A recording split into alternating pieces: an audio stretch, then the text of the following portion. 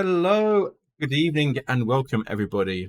My name is Jeff. I'd like to welcome you to Final Boss Fight, and tonight we are continuing with Horror on the Orient Express. Slightly reduced numbers tonight. Team 2 is away, not able to join us. Sarah is unfortunately feeling a bit under the weather. We hope she'll be back with us soon. Brian will be with us hopefully very shortly, but we do have the Dark Lord Richard. Yes. Hello. And One-Winged Angel. Hello. And I haven't left anybody out. Last time I got shouted at because I left Team 2. I haven't left anybody out. That's it. That's everybody. Nobody's sneaking in, are they? If there was two and you missed one out, that would be bad. I can count. I can math. I can numbers. One-Winged Angel, would you like to give a recap of where we were at last time? Yes, sorry, I'm gonna have to decipher my scroll here. So following on from the first episode, Maya went hunting out for the Train Spotters Association. She found Walter Partridge, I think it is, who gave them the address to the kind of CEO of the association, who is Arthur Butters. So Major Mercy and Roland went to the Turkish embassy to try and find out a bit more about Makriot. They found out that the bodies that were in the newspaper were skinned, which wasn't actually in the newspaper, with forged identities on them. None of the bodies matched the description they had of Makriot. All the photos of Makriot have gone missing or have been stolen, and each of the bodies that they found were identical. They also found out that Professor Demir disappeared in 1895 in Constantinople.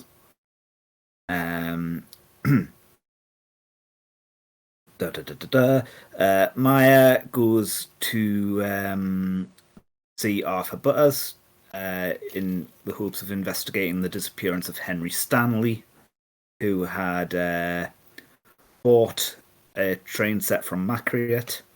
The train is designed in like the train that disappeared a few years back. She went down into the basement after being allowed into the Butters household to find the train track that Henry Stanley had bought was in a really strange shape. When she was running the train on the train set, like on the rail tracks, caused a ghost train to appear, and figures came off it and captured Maya. Meanwhile, Major Mercy and Roland have gone to investigate the bodies at the mortuary. The bodies had been stabbed. The skinning had happened all post-mortem.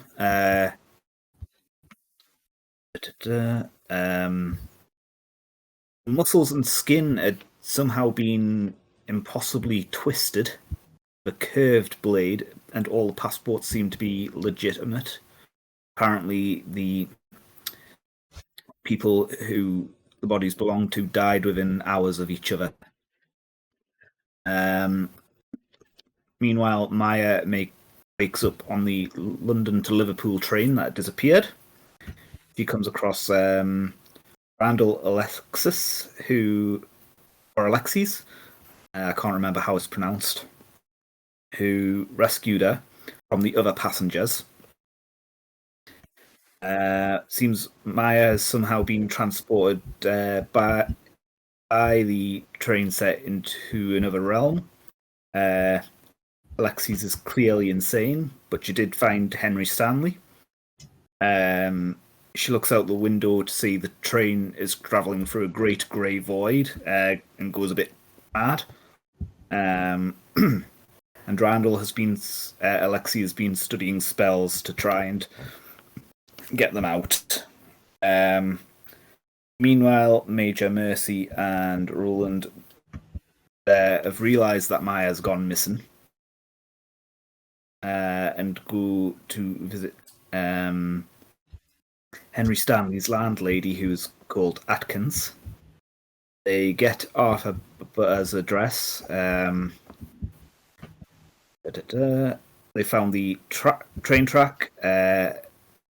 Like at the sorry, this is still at Henry Stanley's address. They find the room much like Maya did, covered in soot and with train tracks. They then go and start heading to Arthur Butter's, where they meet up with Edward Beatty and Nancy Sutherland, who report that they found a flayed man in the library who they'd been working right next to. They all head off to Butter's, and Butter's is terrified. They force their way into his house and kind of assemble a train set to get a handkerchief with RA initials emblazoned on it. And they find out that Sergeant Merriweather is investigating Maya's disappearance.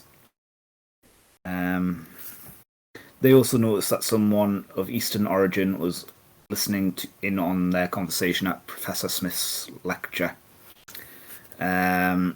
Meanwhile, Maya they all dream of a train in a grey void and see Maya and someone else in the window of the train. Alexis takes Maya to a room where he's been working to try and recreate the train train track shape on, but it's all like with guts and gore. It's not quite right, so Maya kind of corrects this by taking some bones that Alexis gives her, saw out the track, and then has to push a human heart around the track of gore. While she's doing this, the other passengers decide to attack. After a certain amount of time, the train that Maya's on comes back into the normal world. Her, Henry Stanley, and Randolph Alexis jump off the train. They find out they are in Northampton, and Randolph Alexei goes his own way, and Maya takes Henry Stanley back to London. And that's all I've got, unless someone wants to add something else, if I've missed anything. I think that's pretty much it. Also, hello, Brian. Welcome. Hello. So I was late getting back from work. Absolutely fine. In fact, it's good timing, actually. It's good timing. So, I'm going to move us all to the London map. Familiar London map. Take a good look. You won't be seeing this map again for a while. So, when you all left your hotel, because it's now the morning of, it's now the 14th, when you're due to depart from London Victoria Station. As you're leaving your hotel, the concierge hands you a telegram. Just hands it to the first person he sees. We'll say it's Edward Beatty. He hands it to Edward Beatty. He hands you this telegram. To read that out, please, Edward. Professor in good care, stop. Godspeed to you, stop.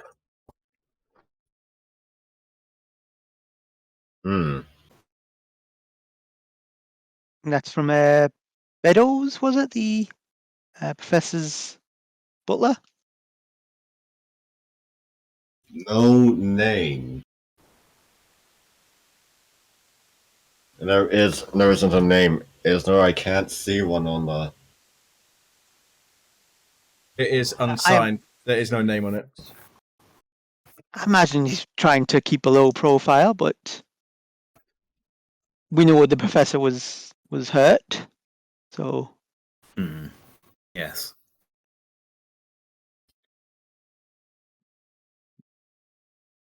So, if I remember rightly, the train departs London Victoria at 10 a.m.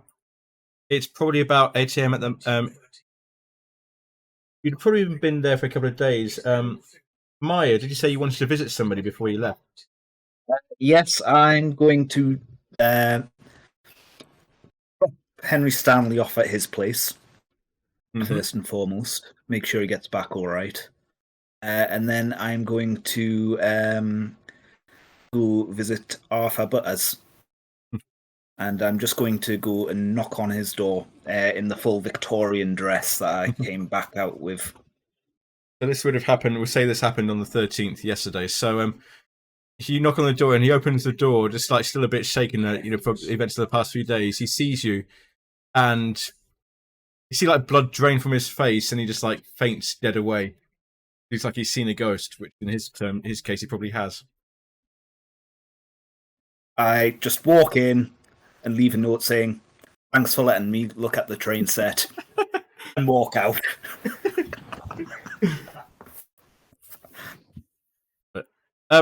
So, as we say, it is the morning of the 14th. You've all packed your luggage, make your way to Victoria Station. Any of you read the papers, the Times, the Scoop, the Sun, whatever the appropriate... I think it's the Times is probably the more appropriate one for the day. the Times. Come on, we're of good class. We're not reading the tabloids. What would you like to read then? Major Times Mercy? of London. Times of London. Okay, so there are headlines. Talks about French and Belgian troop movements occupying the Ruhr. There's one of the headlines is "Death of a Destitute King, Constantine I, ex-king of Greece, a life of exile." One of the most recent papers has British officer killed in Constantinople, Turkish nationalists suspected. And there's also a sidebar. Police identify mysterious body at British Museum. And it's taken them this long because they say the body was completely removed of all skin. And they've finally managed to identify it as a Richard Wentworth. He was a student who studied under Professor Smith, studying, I believe it was literature, studying classics. Just seems a normal student. No reason why he should be killed in the way he was.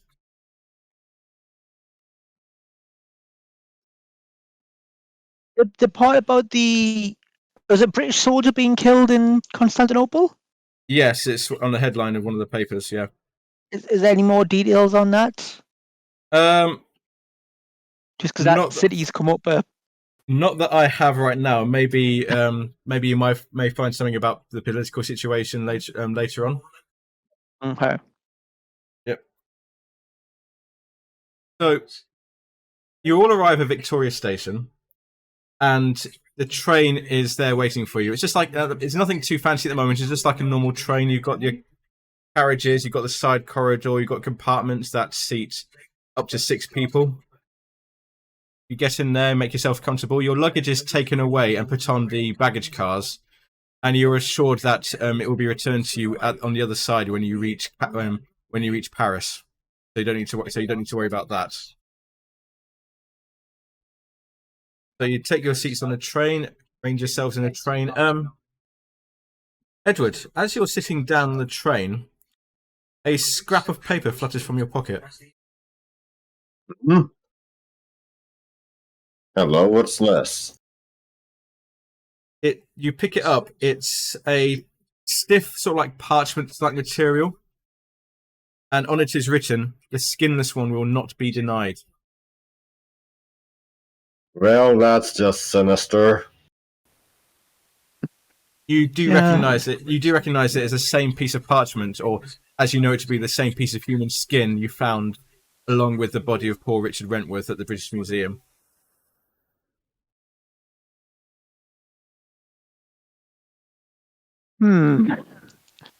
Troubling.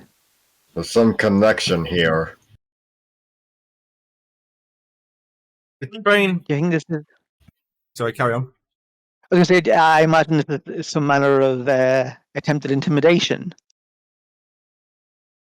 Potentially.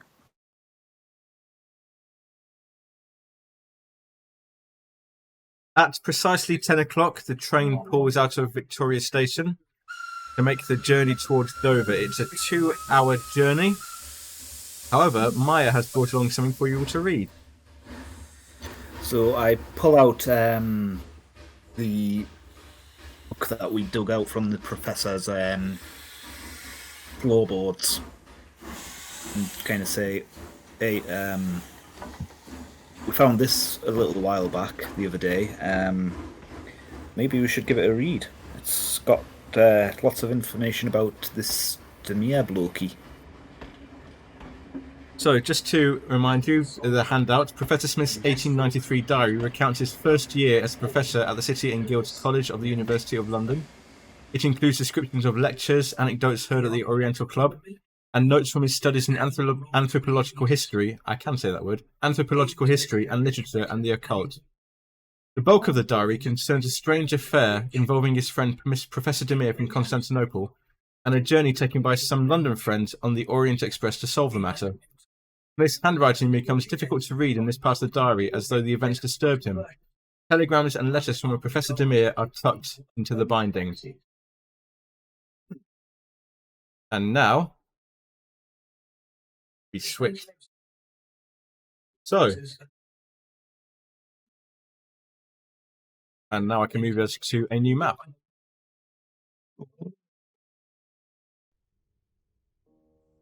London, 1893. It's the age of gas lamps, it's the age of horse-drawn carriages. The famous literary figures Sherlock Holmes, Dr. Watson, this is the London they would have known. And 4 people are in a very dingy part of London. I don't suppose you've had time to look over your characters, but we have Major Captain Roderick Barrington being played by One-Winged Angel, Amelia Meadowcroft being played by Dark Lord Richard, George Banks being played by Brian Croy Dragon, and Sarah would normally be playing Professor Harold Worthington, Harold Worth, but she as she's not with us this evening, One-Winged Angel will be taking on the character of Harry Worth as a support character for the skills. So, you have all been summoned to this dingy part of London by your good friend Professor Smith, who you all know, or some of you know, from the Oriental Club. I've got a picture of Professor Smith as he was at this time.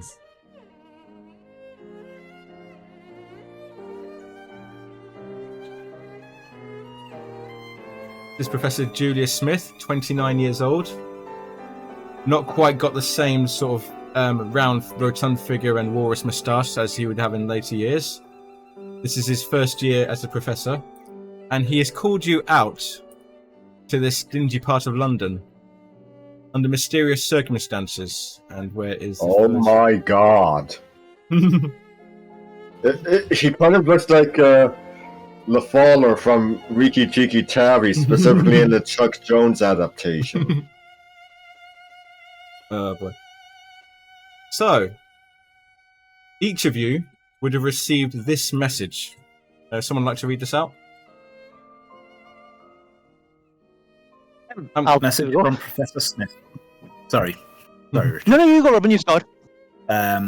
Message from Professor Smith. AM at 5 Dunwood Street, Whitechapel. For God's sakes, come. Bring a gun. Julius Smith.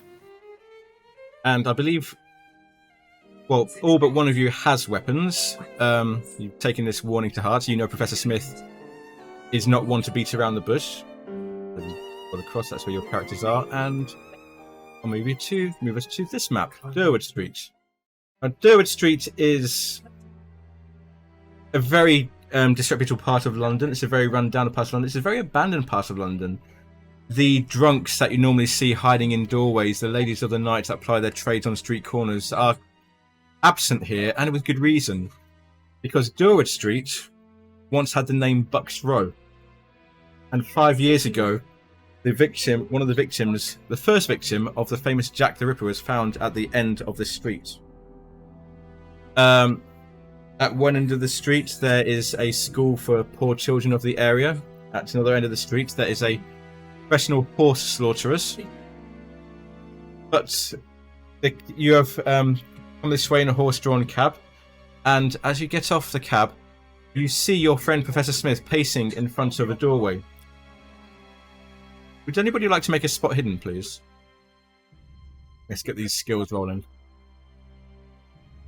As you look up and down the street, it's a very foggy street. Make me a spot hidden roll.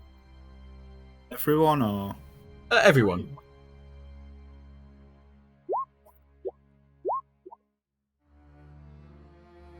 Whoops. Okay, that was wrong person selected. So should I try that again? Yeah, try that again.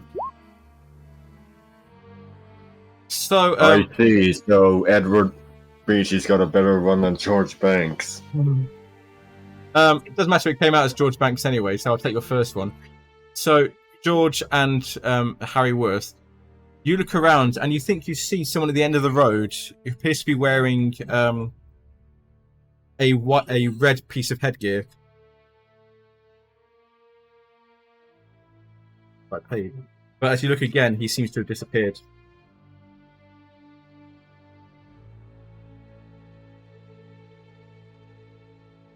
Professor Smith opens the door and ushers you inside. Do that. And as you enter, you see an elderly lady there, and Professor Smith gives her some money, and she disappears into a side door. Which one? Got for you? Here we are. Doorway is open. You may go inside.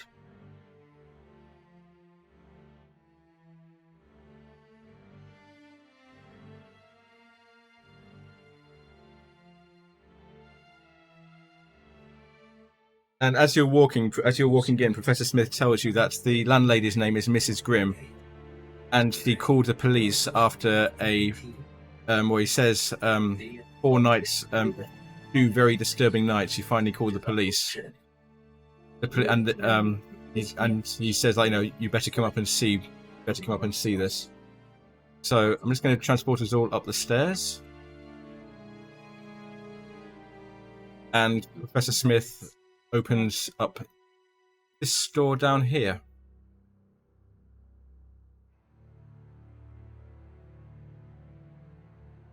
Here we are. As you enter the room, so if you move your characters inside the room, that'd be great.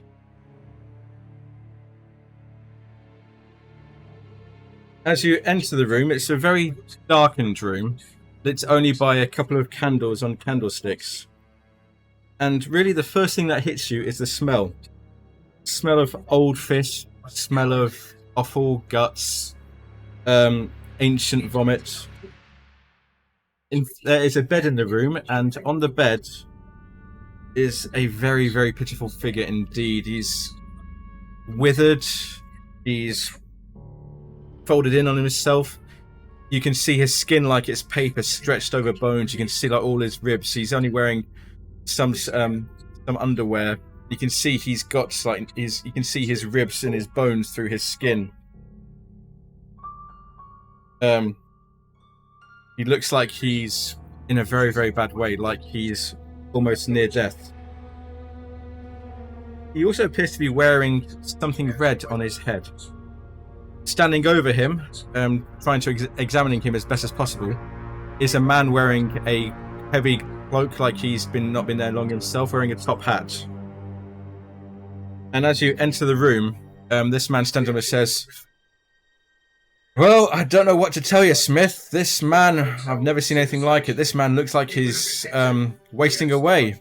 If it was anybody else, I would say malnutrition, but this seems much worse than that. Oh, I'm sorry, you must be the friends that Smith sent for. My name's Dr. Hobbs. It's a pleasure to meet you." And he shakes your hand, each one. And You, Doctor. charmed. of course, yes, of course. Nice to meet you, Governor. Brilliant. Well, it's better than the other voice I considered. My Loki voice. Oh, I love it. Hobbs says to Smith, "Have you told them what's been going on?" And Smith says, "I've told them some of it." And he speaks to you now. 4 days ago, this is what he's learned from the landlady and from the police. 4 days ago, there was a well-dressed fellow about 40 with silver hair, a top hat, and he offered the landlady a handsome amount of money for this room. Shortly afterwards, some men wearing fezzes, the red headgear, dragged a semi-conscious man into the room, and after that the door was locked and only the man with the top hat came and went. On the second night, weird sounds could be heard from this room. The other tenants started complaining.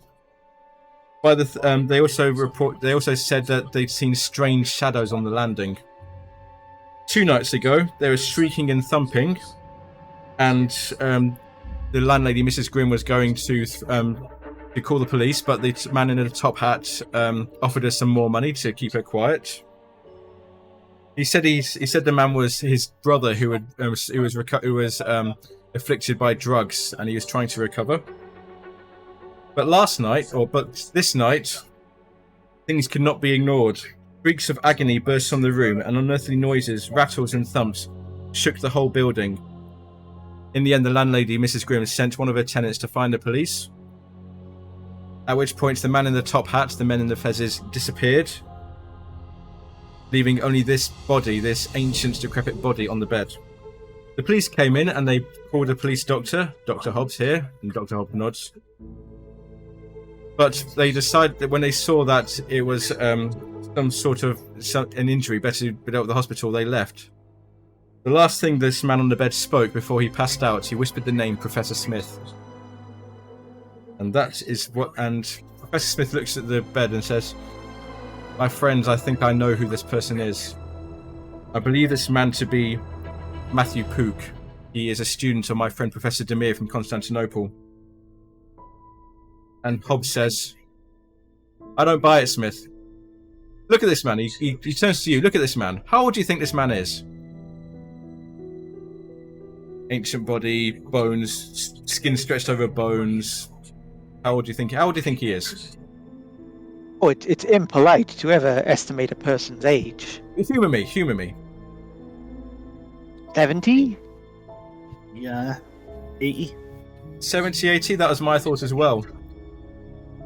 But Smith over there, and Smith says, "Yes, Matthew Pook, who I believe this to be, is 22.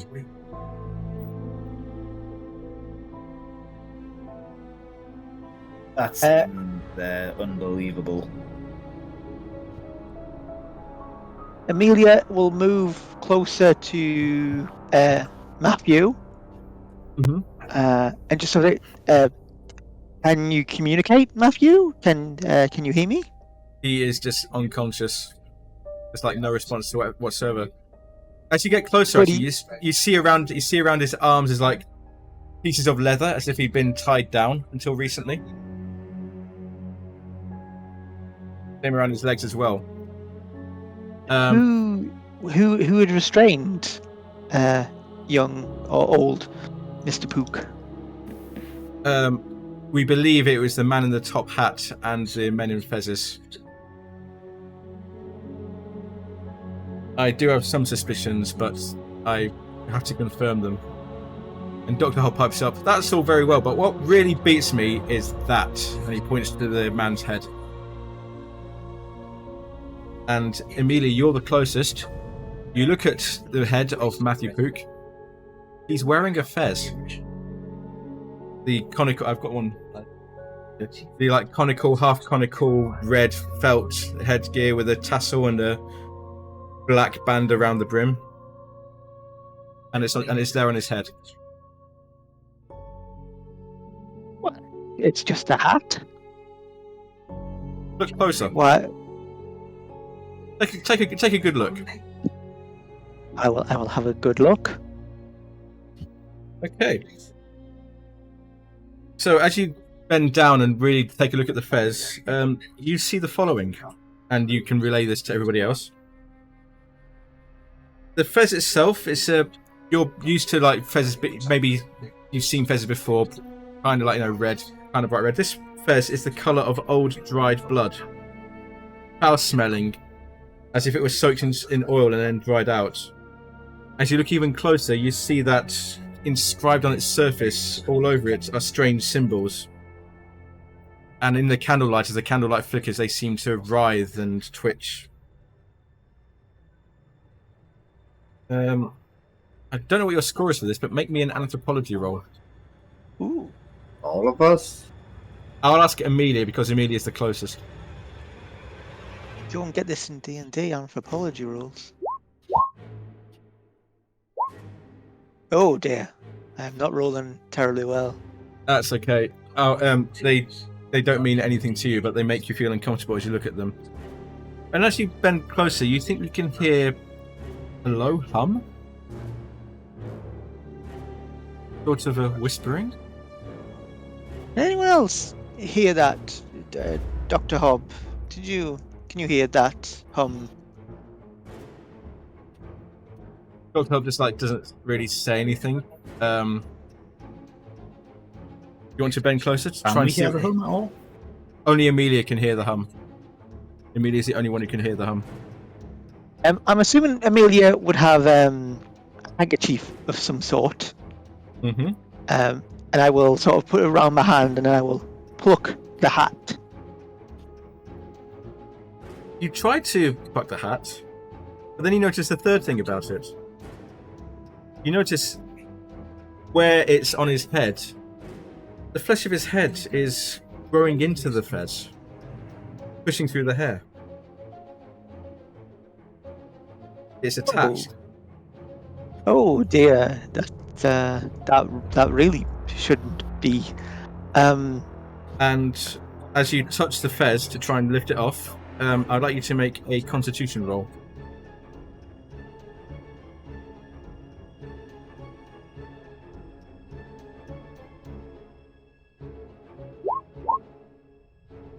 You feel sick.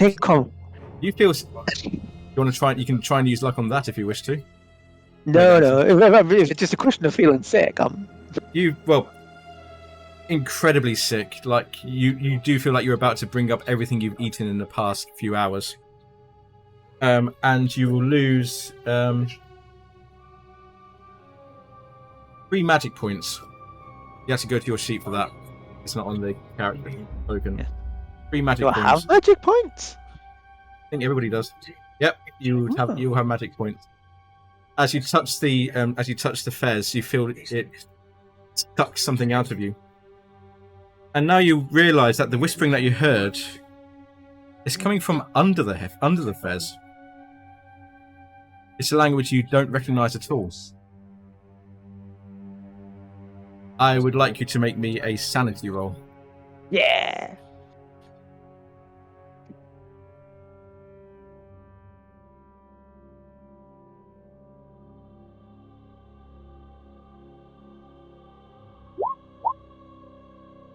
Okay. For that, you lose 1 point of sanity as you kind of stagger back in shock, trying to not be sick. Oh. I'm so going to take a few steps back and go. Someone else can look at this for the time being. This is. Are you okay? That seems to. You seem to touch the hat and then. Yeah, you get near it. Okay, so Arrington's going to go and try and pick the hat off. The same thing. Barrington, you also see that the fez is the flesh of the head is growing into the fez, and do you try and take the hat off? Okay, can you make me a Constitution roll, please?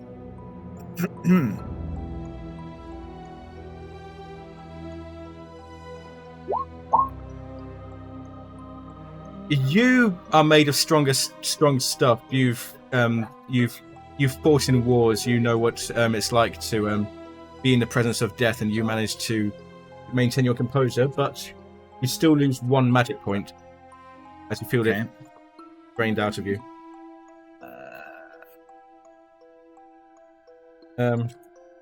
At this point, unless anybody else would like to try their luck at taking off the fez, and I mean, what I want to do, I'm not going to do this, is I want to cut the top off the fez. But I'm very worried about what would happen should we attempt that.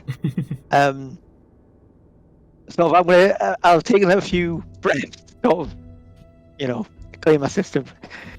Dr. Hobbs, shouldn't this man be in a hospital being cared for? he should be. But Smith has some reservations about that, and Smith turns to you and says, "That's why I called you here. I need your help. We need to move this man, to get him out of here, to get him the help he needs. Those people might come back." Where would you suggest, Professor Smith, if you don't recommend a hospital? This man looks to need quite a lot of help, medical help. Professor Smith opens his mouth to speak, but he doesn't get the chance to speak as you suddenly hear a tortured shriek. The man on the bed, his body jerks, convulses. He's one who's shrieking, and then suddenly drops down on the bed, unmoving. And Dr. Hobbs is immediately at his side, listening to his heart, listening to his checking his pulse. And after a few moments, he stands up and says, "This man is dead." And at that point, the fez drops off the head and rolls onto the floor. And as it leaves Matthew Pook's head, you just see the ring of flesh around his head where the fez was attached.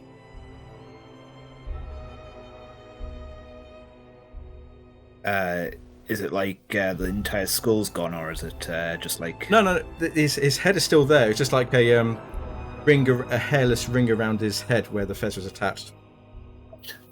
Right. Dr. Hobbs Is stands. any hair like under where the fez would be, or is that? Yeah, all that'd bald as well? be like no. That's normal. That looks normal. Yeah. Okay. Dr. Hobbs stand. Sorry, carry on. I was going to say, I think Barrington would pick up the fez and try and examine it more if you can. Okay. You pick up the fez. Still feels a bit unnerving, but it's certainly not like it was affecting you before. You certainly don't hear any whispering coming from it. Dr. Hobbs stands up and says, "We should." But then, as soon as he says that, all the candles in the room go out, as if a shadow rears up and plunges it into darkness. And the next thing you hear is shrieking coming from Dr. Hobbs. Professor Smith shouts, "Light the candles! Quick, light the candles!"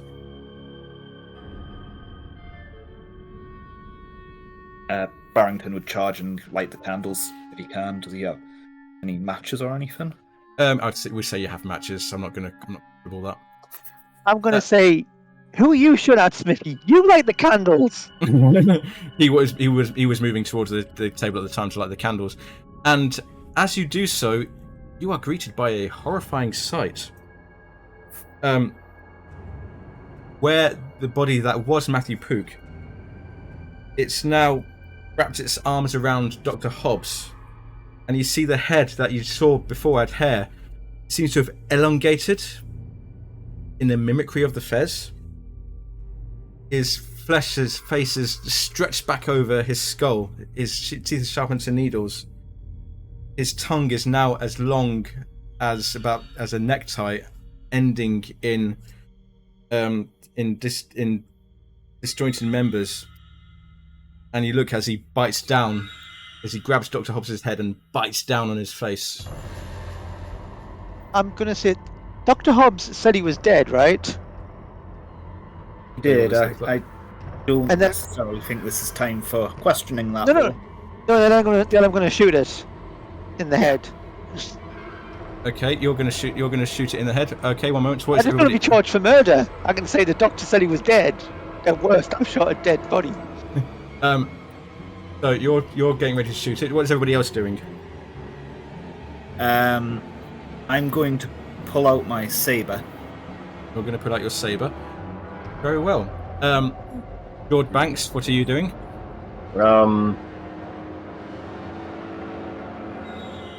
Just trying to make a decision from. You have a knife. You have a knife in your inventory. You have a knife as your attack, so everybody else is getting ready to attack this thing. Yeah, I just pull out my knife. Okay. Before you all do that, I would like you all to make me sanity rolls. Everybody to make me sanity checks. 'Cause this is... Whoa!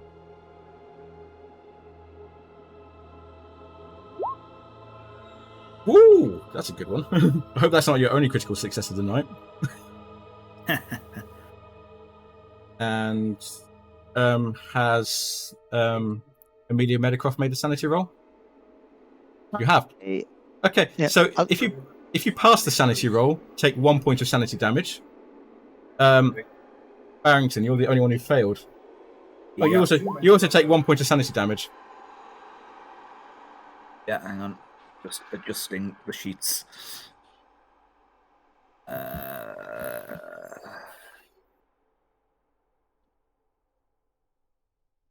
Right. And now we're going to go into combat. So the way combat works for this, we don't roll our initiative. Instead, initiative is based on your dexterity. I'm going to add all your turns in. Okay, you can see that. So, run down the dexterities again. Amelia, what's your dexterity? 17. My dexterity is 70. 70. And because you have your gun out, there's a rule that if you have your gun out ready to shoot, you get a plus 50 bonus on your initiative. So your initiative is 120. I have got 2 guns out because I have 2 guns. You still only get 50. Ah. George, yours. What's your dexterity? Yours is 75. 75. Very good. And Captain Barrington. 50. 50. And Harry Worth is 60. 60. Okay. So, because you have your guns out, Amelia Medicroft, you get to go first. You say you would like to shoot this thing? Yeah, and I don't know how many times I can shoot it, but I want to shoot it as many times as I can, even if it's sort of collapses to the ground. I just want to keep shooting. So what I'll say is I'll let you shoot both of your weapons, but because you're shooting both weapons, you haven't really got time to aim. I will give you a penalty dice for both of them. So you can make 2 shooting attacks, but both of them will have penalty dice. But you can use luck if you want. You can use luck if you wish to adjust it. Okay. So I'm assuming this will be handgun. If you go to your combat list, you can just pick the weapon from there. Oh yes, of course you can just it's in there, isn't it? My revolver.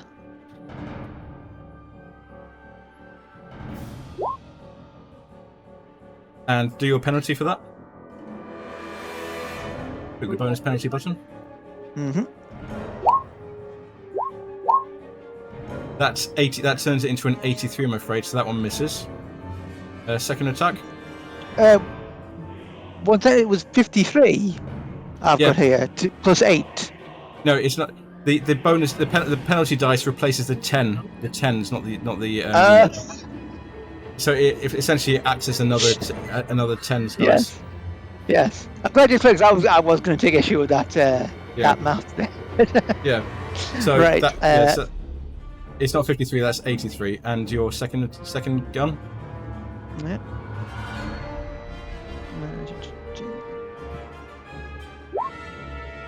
Oh. So, yeah. Penalty dice for that.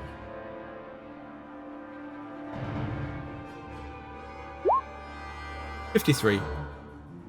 No, sorry, it's 73. It's the high one of the two. That's me. It's 73. So both of your shots miss unless you want to try and use luck on that.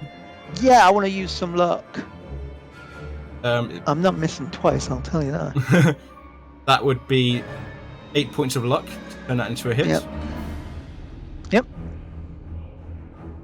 And the bullet strikes it, but its skin seems to be very tough. It doesn't seem to phase it very much. When it didn't seem to phase it much. No, didn't seem to phase it. Right, didn't seem to phase it. You saw the bullet hit. Didn't seem to do anything. I want to take some steps back. You can do that, yep. George. Hey, you guys, I'm sure you've got this. George, what would you like to do? Stab it. Okay, hit it with your dagger. Hard success, very good. And if you go to your combat, if you go to the combat tab, that gives you your attacks. So, Oh, there we go. yeah, I'll give you a hard success, but just roll it again just to see what the damage is. Okay, so again, it doesn't seem to go in. It just seems to, like, not penetrate. This thing has got very, very tough, leathery sort of skin. What would you like Professor Harry Worth to do? He doesn't have any weapons. I think he'd be backing off. Okay, just moving back a bit. Towards, Yeah, just moving back a bit. yeah. Possibly towards the door. He gets to fight. I don't see. He's busy with the professor. Sorry. He's still busy eating Professor Hobbs's face. George, you want to move your character token up to the creature because that's where you were to stab him. George, just want to move your token up to the creature. You were going to stab him with your knife. Sorry. Oh, yeah. Sorry, I'm getting confused. Sorry. Ignore me. That's fine. Like Ooh. that? That's fine. Yep. And Captain Barrington with your saber. Seeing that even quite light weapons aren't doing much, he's going to put his saber away and pull out his shotgun. That's fine. That would have been an action, so you wouldn't have got the initiative bonus for that. That is absolutely fine. Yep. Yep. And can I go over and shoot it at short range? You can shoot him at short range. That will give you a bonus dice. Okay. So you roll the two. So you roll the bonus. So you roll your attack. Roll the bonus dice, and it's the lower of the two tens. Hit him. Hit him with all your things. Bonus. Yeah. Oh, that is an extreme success. Okay. That means that on an extreme success, you do max damage off your dice. Okay. So you were doing get that. Yep. That would be 4d6. Yep. Which is 24, isn't it? 24, yes. And you like walk over. Well, tell me what you do. Tell me what you do. In the words of Monsieur Matthew Mercer. How do you want to do this? I kind of see that everyone's kind of attacking it. The bullet just kind of pings off the wall. Little knife kind of doesn't even nick it. I look at my saber, kind of just put it away, pull out the shotgun, walk up, and headshot. And blank range. a cloud of pellets from your shotgun just like, and his head just disappears completely in a puff of blood and skin, and the body lies on the ground dead. I kind of give it a kick just to double check. It's not getting back up, and you look over at Dr. Hobbs, and he too is lying on the ground dead. His face has just been completely bitten off. The smell is now the smell of blood and flesh and death. And as everything dies down, Professor Smith peeks his head back round the door because he had, similar to Harry Worth, he had also decided to make himself scarce because he knew he wasn't going to be any use with this. Is it dead? Is it over? Yes, Professor, I think it is. Or professors, rather. Forgive me, my friends. I'm sorry I ran. And he looks over. Has anybody picked up the fez, or is the fez still on the ground? I picked up. I think Bart picked it up. Yeah. Yeah, Bart picked it up. He looks at Smith. Looks at that. And says, "You need to be very careful with that. That thing must be destroyed." Right. Smithy, why did you bring us here? We've now shot people, and it's not, it's early in the morning. I've not had breakfast. I'm sorry, I am sorry, my friends, for doing this to you, for putting you in such danger. I think I will look after the fez for this evening. I have some. I will handle the police. I will handle anybody who comes around. I will handle disposal of the bodies. I have telegrams to write. I have people to contact. Would you all be so good as to meet me at my club tomorrow morning? I can explain to you the situation. Yes, that sounds absolutely fine, Professor. I think gunshots will have been heard. I maybe suggest we make ourselves scarce. I think I can hear the landlady coming up the stairs as we speak. Great Yes. landlady who's responding to that. And you can hear, like, shouting coming from the other rooms, from the other tenants as well, asking what's going on.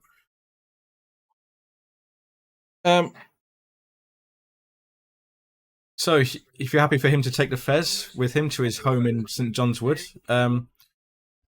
meet him again tomorrow morning. Yeah. Let's move back to the map. So you all return to your lodgings, and it's a very sleepless night. I'm sure you understand. It's a very what you've just seen plays over in your mind. You just see the image of what was Matthew Pook turning into that monster, and what happened to Dr. Holmes. And it just like plays over and over in your mind, and it just like stays there, and you don't sleep very well. It's like one of those nights where you just lie awake counting the hours. Don't know if you ever had that. It's horrible. But eventually, the next morning does dawn, and you have all been asked to travel to the Oriental Club. I have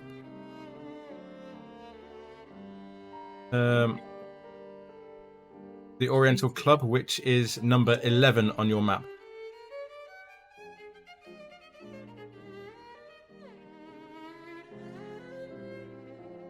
So I shall move the characters over there. Unless anybody wants to talk about what happened last night. What between us? Like, Yeah, between yourselves, yeah. As you're making your way over to the club. I don't know why I associate with this Smithy. He just constantly gets us into bother. It's bloody strange, really. Miss Meadowcroft, Smithy, as you call him, the Professor, is a good man. I don't know what he's got himself involved in, but He's a good man who's just been around two brutally murdered people, and he invited us into this mess. That's nice.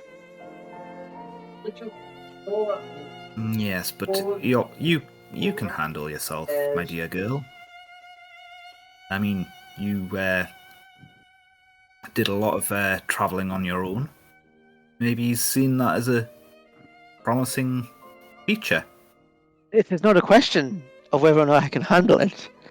It's not the done thing to invite people to murders, dead bodies. I do agree. I think the police should have potentially been involved, but well, they were. And they left. It's absolute shambles, this country at times. I can just imagine Major Mercy looking up from the... Because, yeah, it hasn't improved much today.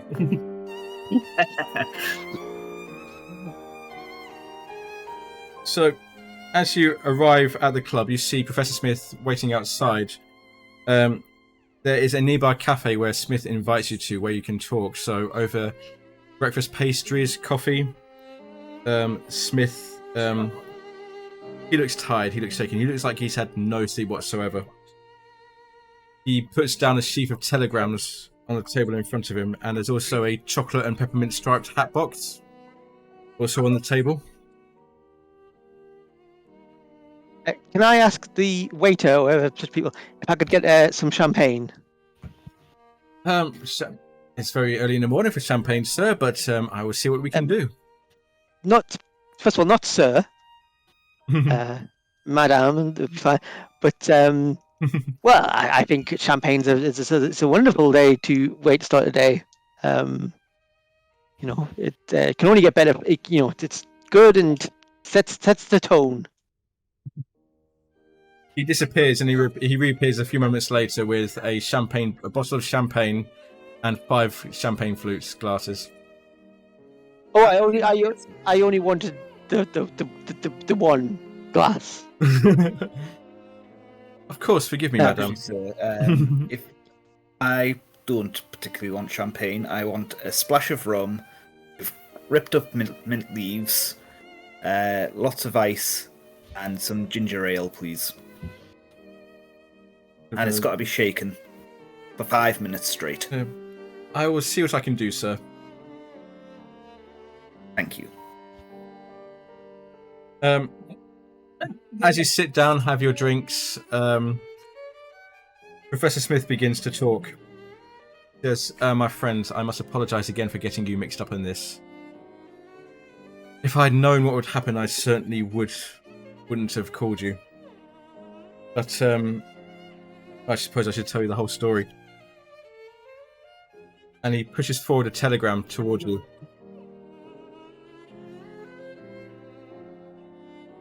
This is from my colleague, Professor Demir, in Constantinople. Who would like to read this one out? I'll give this one a go. So, Professor Demir's first telegram. Initial telegram from Demir to Smith. Have been keeping tabs on cult activity. Stop. A man named Menkath has come into possession of a terrible item known as the Blood Red Fez. Stop. He is travelling to England on some mysterious purpose. Stop. One of my students based in London has volunteered to follow him and report. End message. Can we go on to the next one? The second, and he tells you the second message was received on Friday, 3 days ago. So, telegram from Demir to Smith, Friday. My student, Puck, has elected to try and steal the Fez. Stop. I have warned him Menkath is dangerous, but he will not listen. Stop. I fear for his safety. Stop. He has your address in London. Stop. Please aid him if you can. End message. So you see, my friends, that's why I believe that creature that which we faced last night to be this Matthew Pook, who Demir has told us about. After the events last night, my first order of business was to send a telegram to Professor Demir, informing him of the situation, and this is his response.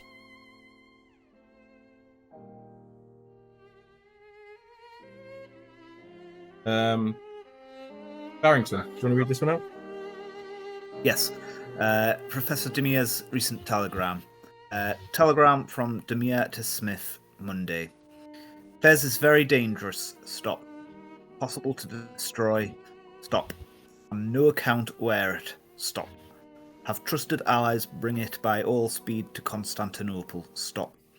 Will use what knowledge I have to destroy it. Stop. Warn them in no uncertain terms. Their lives may be at peril. Stop. I will meet them at Tekeli station. End message.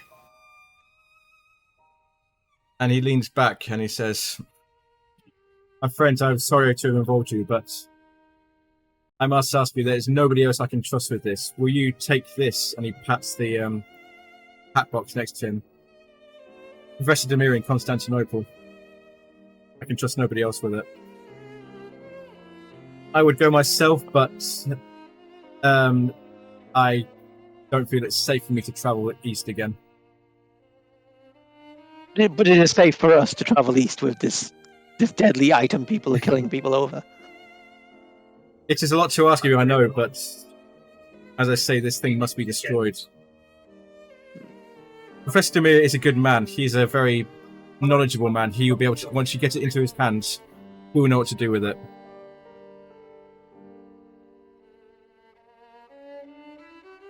Professor Smith, of course I will help you within this task.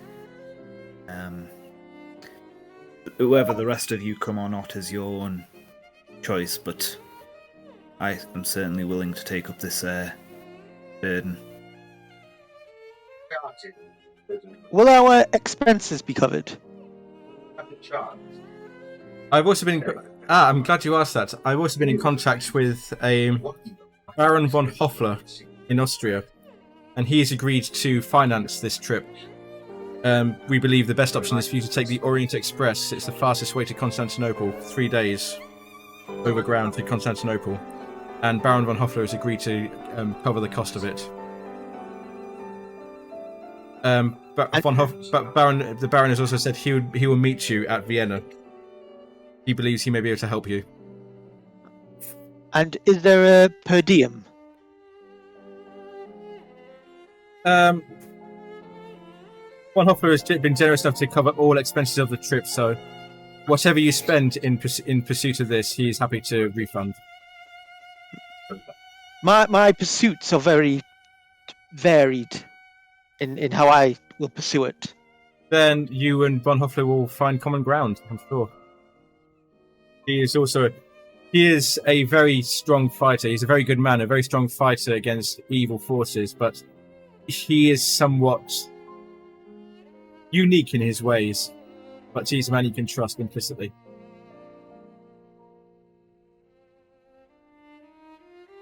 When you say evil forces, what are you meaning, Professor? I can only speak from my own experience, but a couple of years ago I was in Turkey, in Constantinople, and I fell afoul of a ruthless group, some would say a cult, led by one Selim Makriat. I opposed him in his order, and Professor Demir made it clear to me afterwards that my life would be not worth living if I entered Turkey again.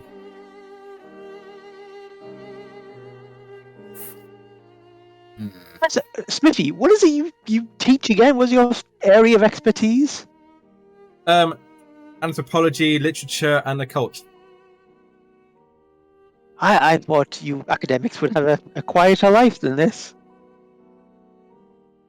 Yes, the Oriental Club has some extra interests it pursues from time to time. But we don't like to talk about those. However, the Oriental Club does have a very extensive library. If you wish to do any research yourself before departing, I'm sure you'll be able to find something there of use to you.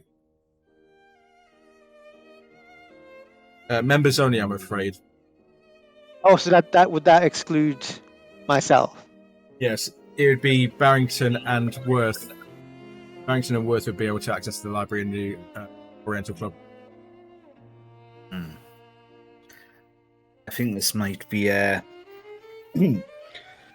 worth you checking out, Professor Worth. I know you're the bookish type. Professor Smith says, we're looking to book passage on the Orient Express for you for the next service, which is leaving this Wednesday. The train will leave from Victoria Station to Dover at 10 a.m. on Wednesday morning. That gives you today and tomorrow, Monday and Tuesday, to make any further investigations. Myself, I'm going to head over to Matthew Pook's lodgings to see if there's any next of kin that need to be informed.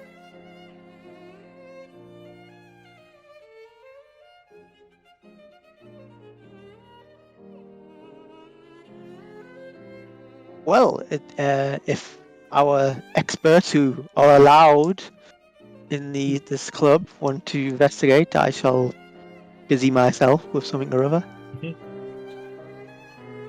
Oh, sorry, my dear. Would you like to come with me to Matthew Pook's residence? Maybe you can see something that I can't.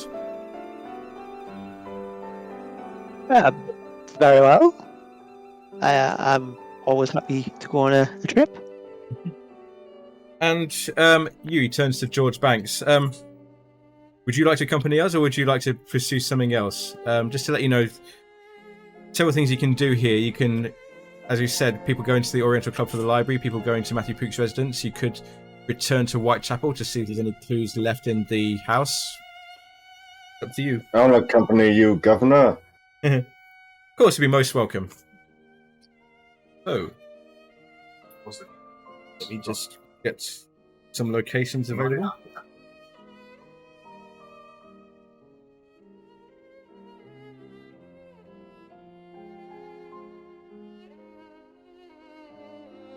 So location number 12 is Matthew Pook's flat. So we will move Amelia and George down to the flat. Very well.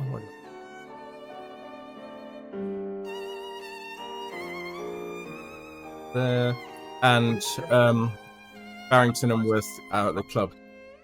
Let's go with Professor Worth and Captain Barrington at the Oriental Club. Okay.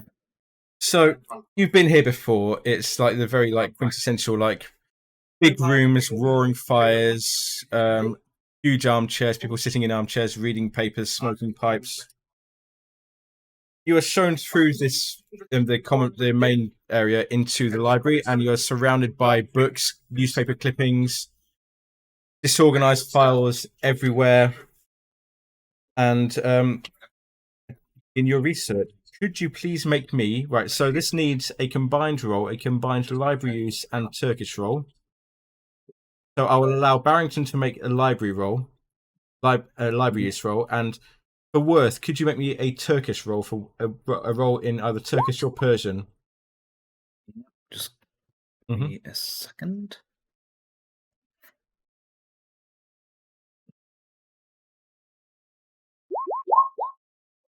Turkish, and that would also beat his library use roll as well. So while Barrington is busy just trying to make sense of what he's seeing, Professor Worth busies himself for most of the day in amongst all the papers.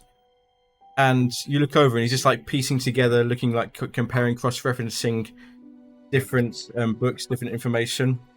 Some of it in Persian, some of it in Turkish. But at the end of the day, he has compiled a sheaf of papers. And he looks at you, and his expression is one of severe concern. What's wrong, Professor? Let me read this. And Professor Harry Worth says to you, I think you'd better listen to this. And he proceeds to read to you this handout, which you'd like to read for us?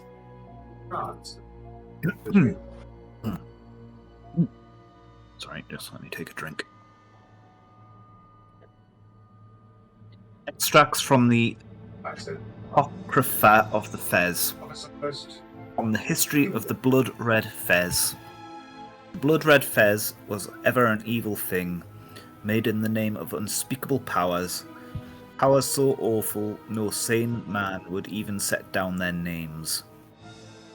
First, the Fez was spoken of in the Ottoman courts around 1550, but some suggested it is older than that, dating back to ancient Greece. It was said to have the power to control men's minds and destinies in thrall to some ancient evil, old before time. On rewards. Drinking, bathing in, or simply spilling blood, the blood of a prince while wearing the fez, is said to bring princely favours of the dark gods, and by others to the key to immortality. But such dark entities may view their principalities differently to our own. A warning.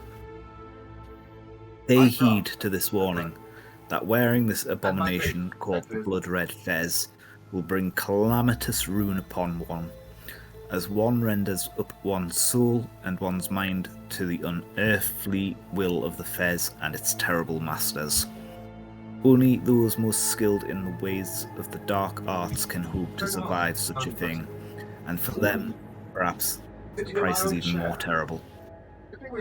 It is possible to control the fez, and even halt its terrible purpose.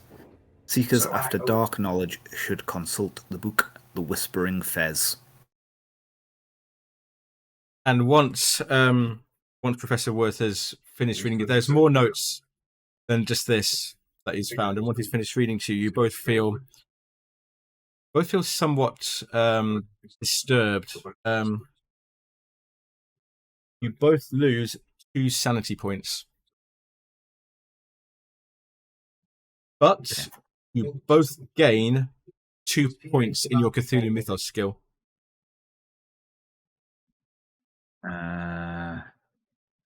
20, sorry? 2 points. 2 points in your Cthulhu Mythos skill. Yep. Okay. Each. And Professor Worth also leaves through the papers and he shows you at the end there appears to be some ritual here that can delay the effects of the fez. It's a simple incantation that you can lightly touch a fez as it's being worn. You recite the incantation, and it will delay the effects of the fez for a night and a day, 24 hours. So you've learned to spell as well. And you would both know that spell, and it's a spell that you can easily teach to others as well. Yeah. So touch of fez as it's been worn, and incantation delays red fez by how long? Sorry, 24 hours. 24 hours. Yep. And it's something that you can tell the others as well. So for the purposes of expediency, we can assume that all 4 of you know the spell. Should the need arise. The hour is growing late, and Professor Worth is somewhat shaken. Yourself is somewhat shaken, and you feel that you've had quite enough in the library. You need something a bit more wholesome. As you're leaving back to the common room, you hear 2 of the members, discussing something in fairly well. Make me a listen roll, both of you.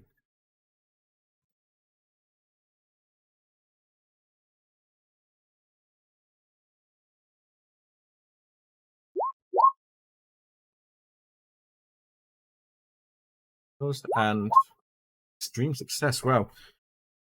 Professor Worth, as you're both walking and you're passing these 2 people, Professor Worth suddenly stops and he motions you, and now that you've stopped, you can also hear the words fez collector and murder. Something about a murder that happened last week of a prominent fez collector.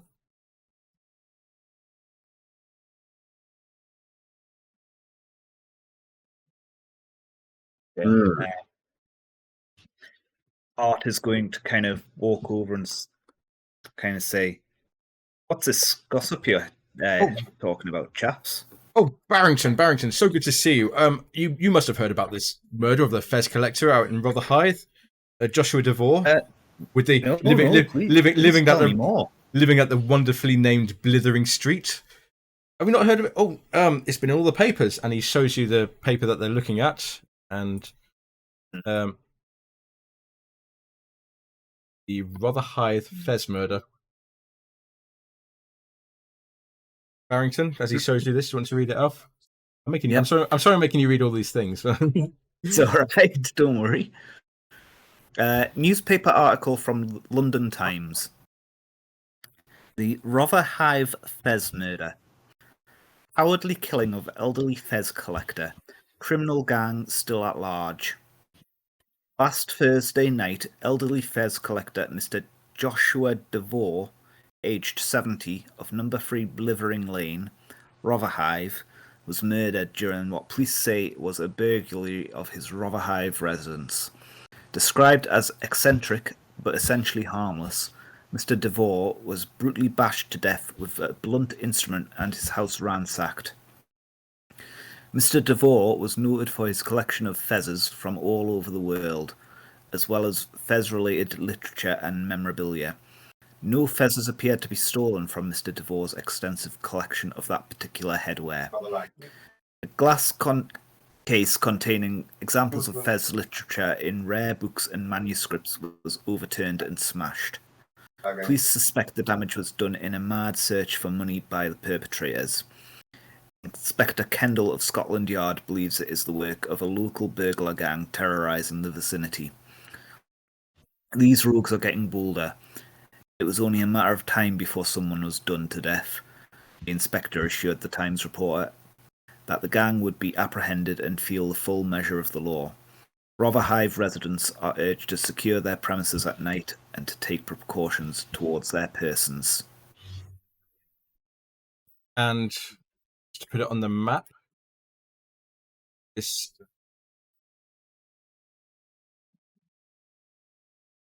location 13 on the map is 3 Blithering Lane. It's a wonderful name, that Blithering Lane. It is. Let's go to George and Amelia as you accompany Professor Smith to the lodgings of Matthew Pook. So this is a modest flat in the Lambeth area, south of the river. Which Amelia is aghast at. Like, she's been in Afghanistan, south of the river is As you are walking, Professor Smith tells you that Pook worked out of the British Museum Library. And as you arrive there, it's one of 8 flats in a narrow building. The caretaker is at the front, sweeping some rubbish away from the path.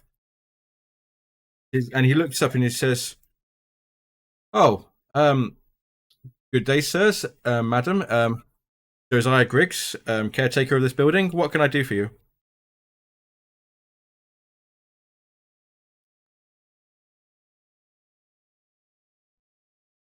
Well, we were hoping to get into the rooms of our good friend Matthew Pook. Oh, I'd heard about that. Yeah, sad business, sad business. I'm happy to let you look at his room. I'm happy to let you have a look at his room, but there is the matter of his outstanding debt. He owes £5. If you could provide that, I'll be happy to let you in. Amelia's gonna burst into tears, like fake tears, at this, and be like, "So how asking for money when my dear friend has died?" And she's like gonna probably like almost be like swooning and falling over onto the ground, so upset at the question of this being brought up. Oh boy, make me a fast talk roll.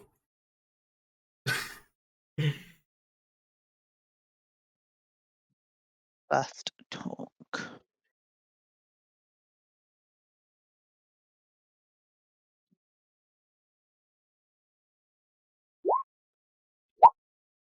It is, unless you want to spend 40 luck points on that, or push the roll.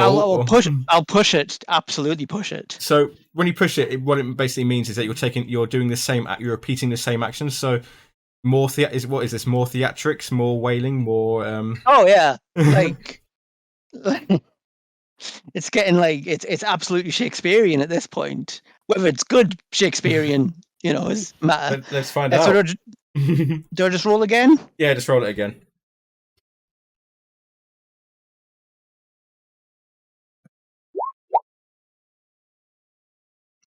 Yeah. Professor Smith is looking at you like, what? What's George looking at her like? It's like, I don't know. What does George think about this this theatrical that's going on?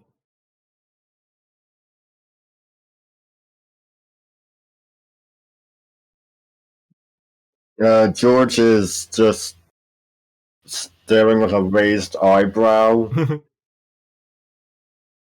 Like, in the old Hercules movies from the 50s and 60s, where basically his default expression would just be raised eyebrow. Before things get too out of hand, Professor Smith just puts his hand on his shoulder and says, "Here you are," and he digs around in his wallet and he produces £5. And he be £5 coins, wouldn't it? Because of £5 coins, and he gives them to the caretaker. And the caretaker's looking at Amelia a bit funnily, but he accepts the money and he opens the door and lets you in. Amelia gets up and is clearly absolutely fine. Of course. And he's just like, shrugs it off. And so he tells you the floor. It's on the 3rd floor, sirs, madam. Do please leave things in some sort of order. We do need to go through his things at some point. And he just carries on sweeping. You arrive at the 3rd floor, and the door is slightly open.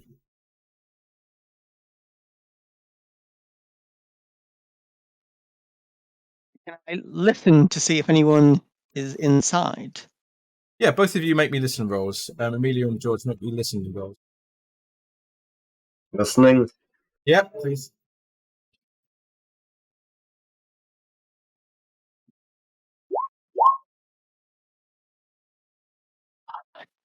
Absolutely terrible. Amelia's just still...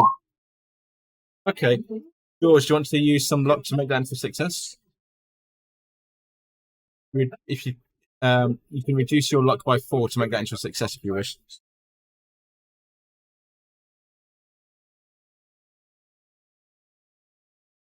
What was that?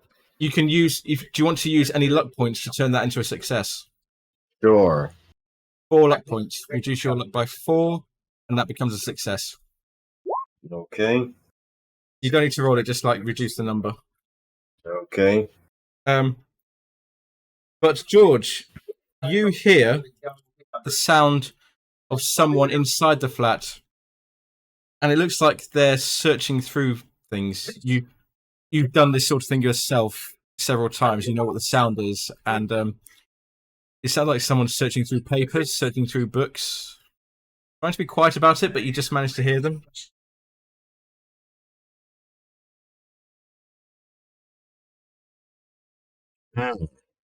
Well now, what have we got here? What should you both like to do? Have you told me that you can hear something? Sure.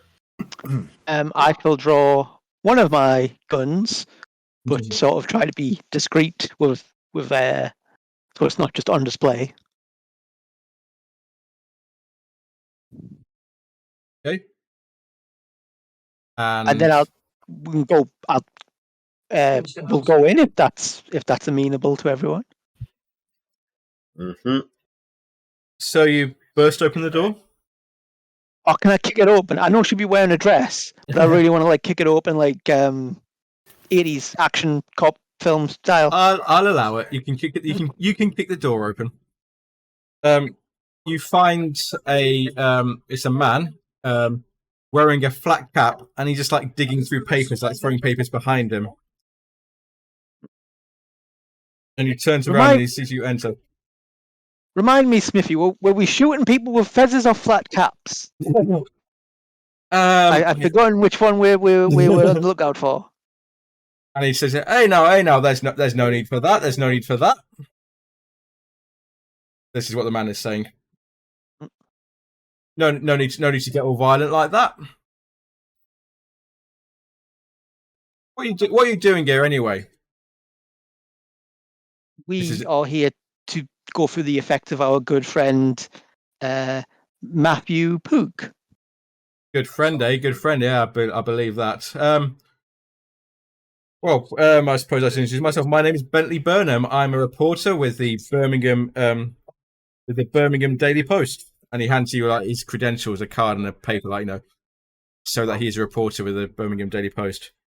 We've got wind of some funny business down here, and my editor sent me down to investigate, see what I could find. You're from Birmingham? Of course. Well, first of all, dreadfully sorry about that. but still, why on earth are you in London? We have newspapers here, good newspapers. Well, there are people outside London. They want to know what's happening. They want to know what's going on. What they should be happy about. What they should be afraid of. This business came across my desk. My editor thought it'd be a good story, so here I am.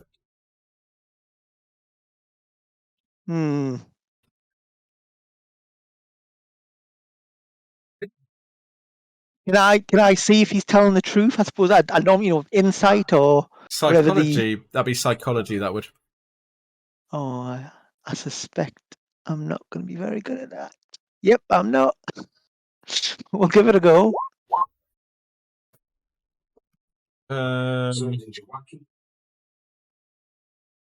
Seems to be telling the truth. He must be telling the truth. So, did you break in here? Don't tell that old bloke downstairs. He'd have the police on me. Did you give him a fiver? Why would I give him a fiver? What would he need a fiver from me for? He was saying to get in here to give him £5. I just want to make sure he wasn't. I never spoke to him. His back was turned when I came in. I never spoke to him. And was the door locked? It was as you see it. Door was open. I came in and decided to see what I could find. Sterling journalistic ethics there. Go where the story is, me. That's what I do. But I can see you're busy. I can see you have your own business here. So I'll bid you good day and I'll be on my way. Unless you'd like to make a statement for the Birmingham Daily Post. I shall make the following statement. George, it is George. It's George Beattie. That's the other person who's here with us. George Banks. Yeah. George Banks. George, could you punch the journalist, please? Right, oh. That's my statement. Okay. George, make me a brawling roll. Yeah. And luck it if you wish. In fact, I'll take. He's not expecting it. I'll give you a bonus dice. He's not expecting it. So hit the bonus underneath. He's not really expecting it.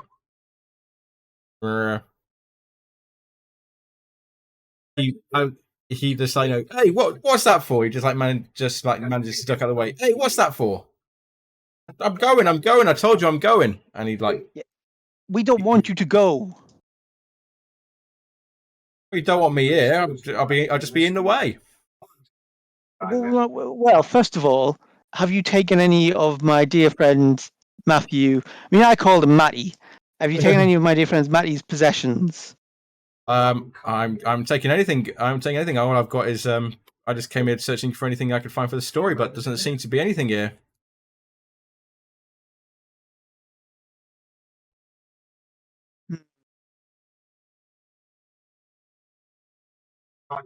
While you're doing this, George, what are you doing? Are you standing there and watching, or are you going to start searching the room yourself? Searching the room also. Okay, George, make me a spot hidden roll, please. Okay.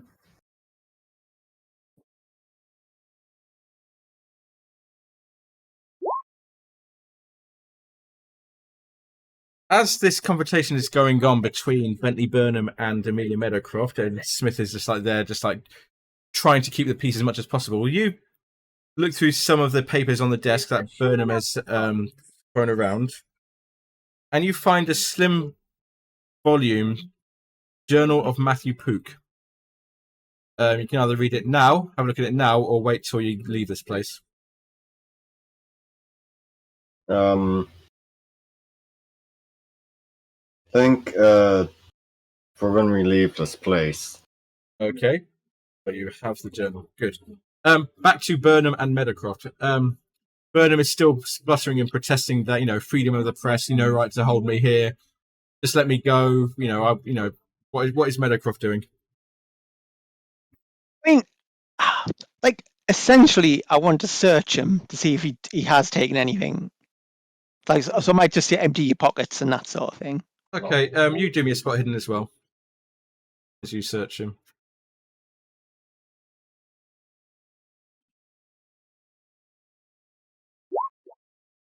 Ooh. You give him a very thorough pat down, and other than his papers that he's already shown you, you do find a gun, but there's nothing really unusual about that. A lot of people in this time carried arms for personal protection, but don't really find anything else. Just everything seemed to be as it should be. You do find a piece of paper with his address on. His address is it's in Shoreditch. Do I have his address? Hooray! This says address in Shoreditch. That's so you find that. So you find in which you assume might be his. Does he have a? Do you have a wallet or anything like that? He would do. Yes. Could I try and steal £5 off him, like without him noticing? Blimey, you and One Ninja really have swapped your roles, haven't you? Yeah. Make me a slate. Make me a slate of hand check. Hand check.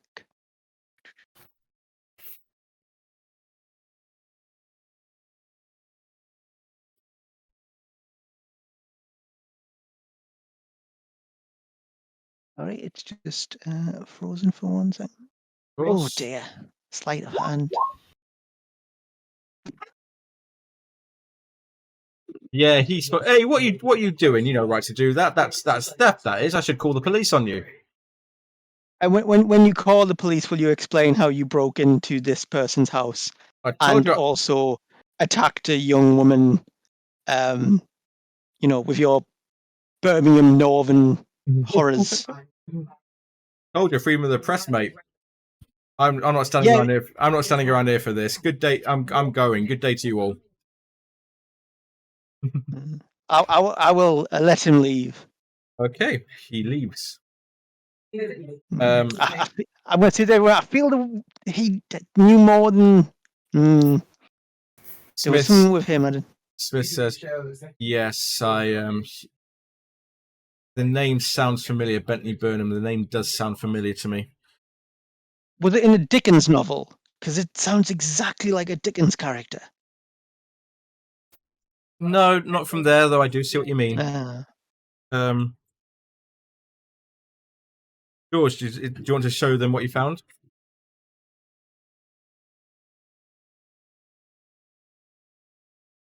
Yes. Okay, Here we go. It's a journal. And he shows you the journal. George, would you like to read this out, please? Excerpts from the journal of Matthew Pook. Excerpt 1. Mencap has a... I'm changing accent.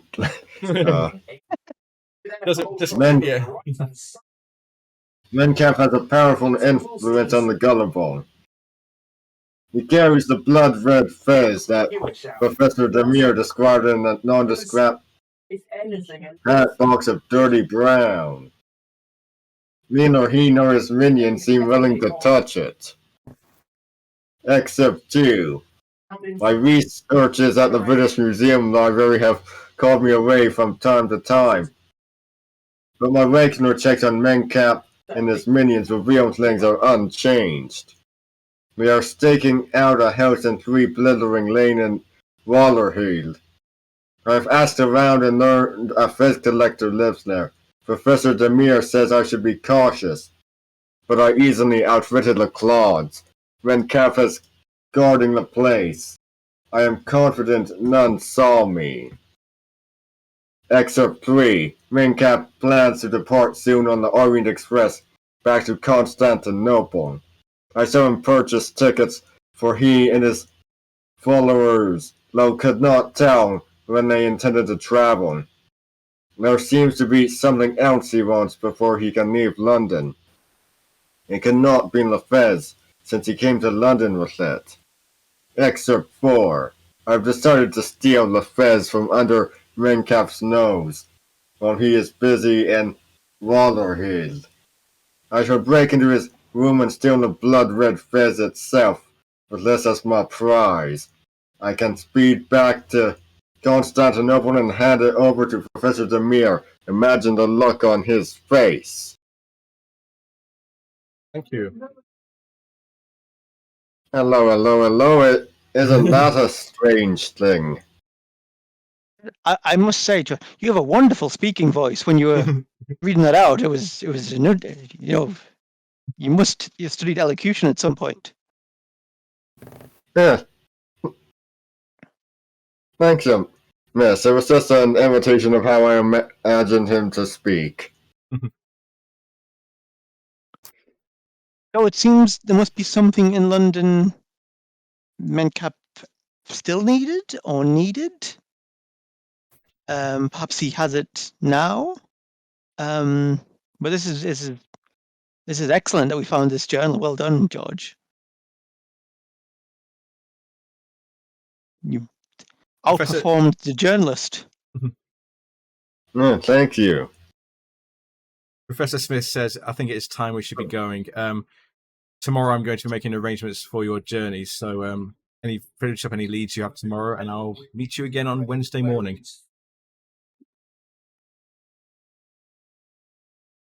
So, do you return to the cafe outside the Oriental Club? If that's where we arranged to meet, yes. We can say that, yep. So you meet back up with Professor Worth and Captain Barrington and discuss what you've found. I was going to say, I think they'd both be in their cups a little bit at this point. Yeah. Yeah, you come across Worth and Barrington in a less than sober state.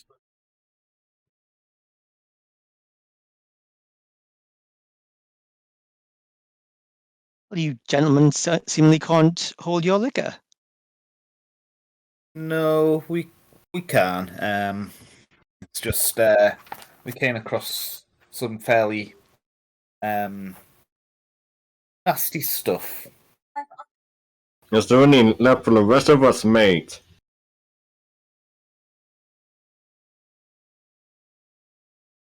You would have to ask the waiter. And the waiter appears. It's you people again. Yes. What can I get you?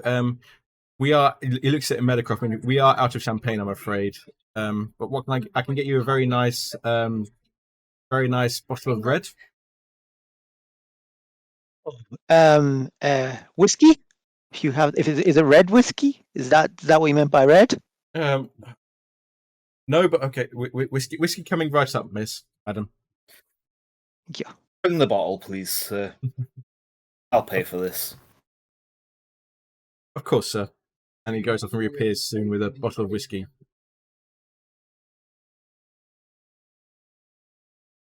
So, I take it you discussed the day's events?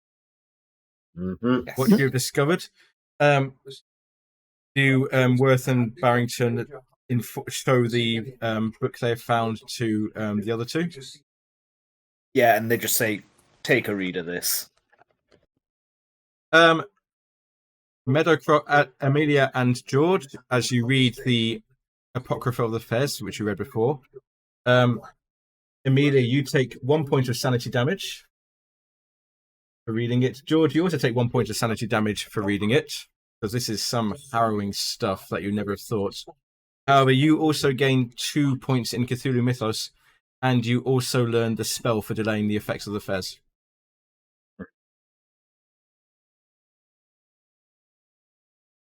I'm sorry, my friends, that this has been harrowing, but I dared not speak of it out loud.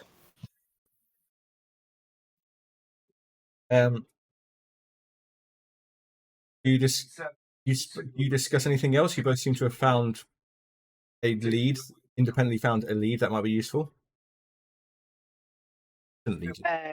Yes, we had a rather horrifying day as well. We met someone from the north, and it was as horrible as every story you've heard. But we also, George found Mr. Pook's journal, which has suggested about a shop in Blithering Street. And it seems that this Metcalfe scoundrel may need something else from London for his magic rituals, whatever it is he tends to do. Would that building, Miss Meadowcroft, be Free Blithering Lane?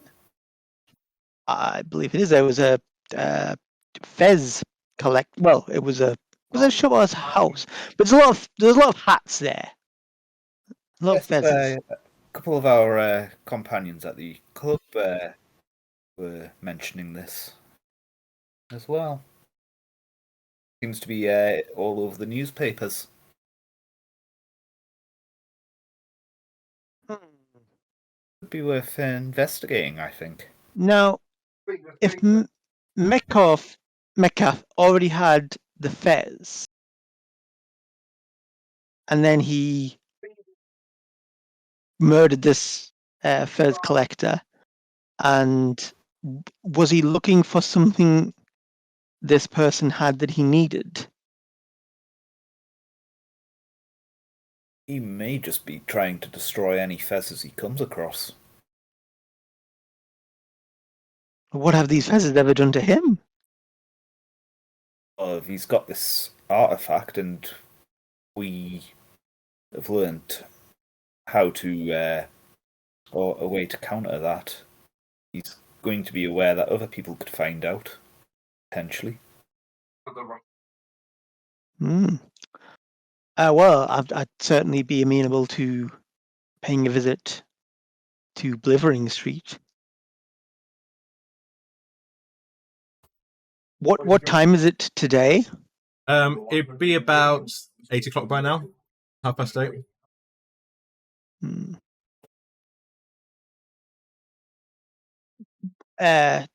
And how long is it till we travel?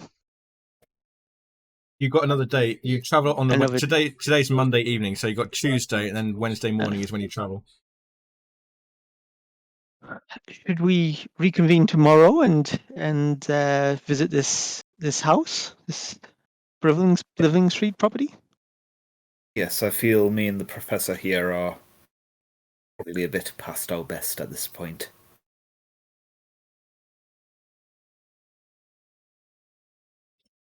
So, you return to your lodgings for the night, and again, it's another sleepless night. The things that you've learned only seem to be making things foggier rather than clearer. The next morning, you reconvene and travel to Blithering. I love that name, Blithering Street. Rather high. That's location 13 on the map. And it South is of the river again. South of the river. No, all the bad stuff happens south of the river. Well, best and worst. You arrive at the house, and the house is a small one-bedroom cottage. And out the front, there is a police constable standing guard. Well, say standing guard. He's leaning against the wall, but when he sees you coming, he brushes himself in something that the 1923 readers find familiar. He stands up and brushes himself and tries to make it look like you're standing at attention all the time. I think Major Mercy kind of gives a sly grin at that.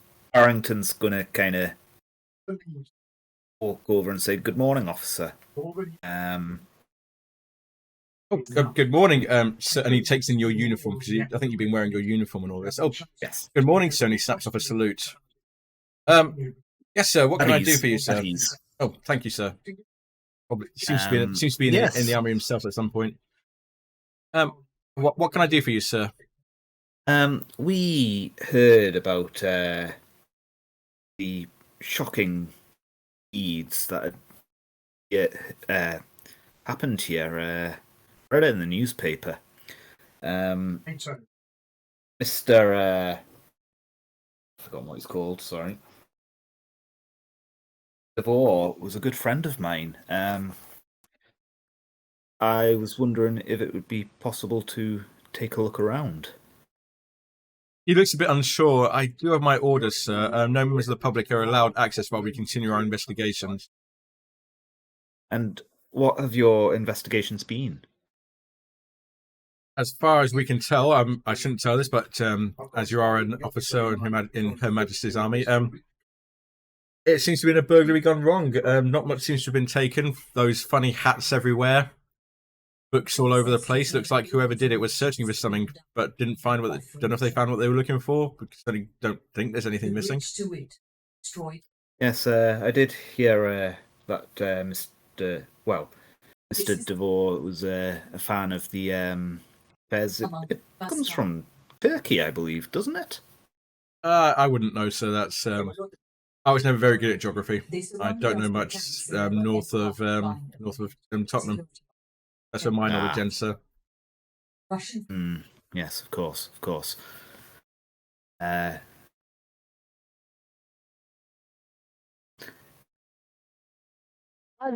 police, as the police constable, can I say Amelia didn't quite approach with the rest of the group? Okay. So I want her to run up, and she's going to say, Constable, I saw a socialist, of all things, from Scotland, the worst kind of socialist, obviously, causing a disturbance, attacking some little old ladies around the corner. Horrible it was. I'll come right away, miss.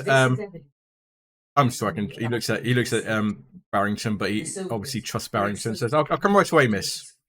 Actually, I'm not going to make you roll a fast talk with that. He's just like, he's just going to go. He's just happy to be somewhere different than here. I was going to say Barrington will say, "Don't worry, I'll keep your post." Thank you, sir. And he leaves. Amelia takes him away around the corner. Yep. Leaving Professor Worth, George Banks, and Captain Barrington in front of the cottage.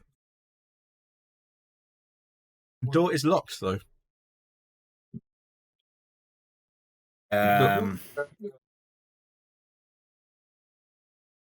George, would you do the honors? Sorry, I'm a bit distracted. I'm doing a bunch of banging throughout the conjoining houses, so...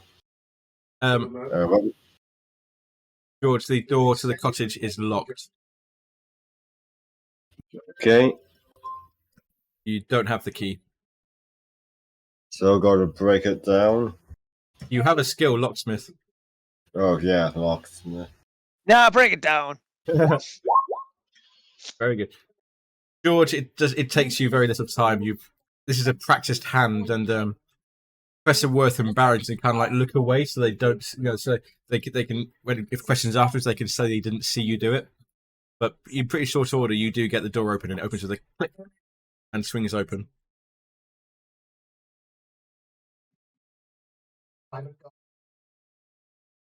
Righto, let's go on then.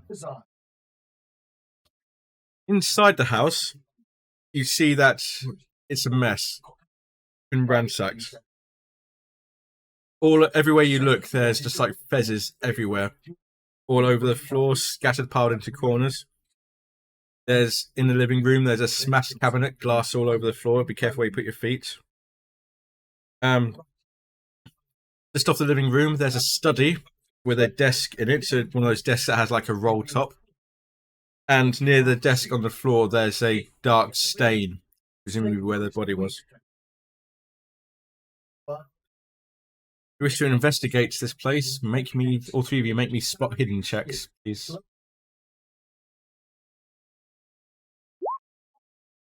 Thanks.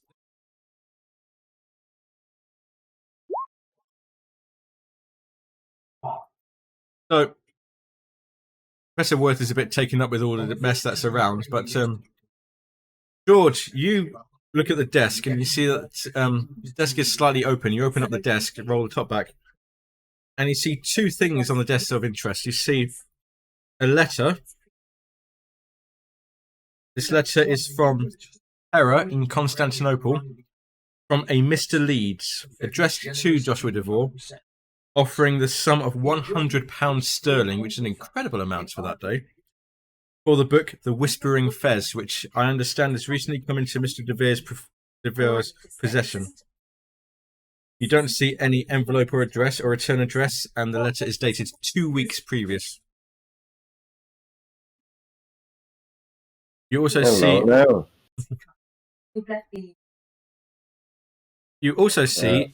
a ledger. You also see a ledger, a book with accounting, and on the last page there's an entry for a job lot of books on fezzes from auction, valued at £25, and one of the books listed is The Whispering Fez. Hello, what's this?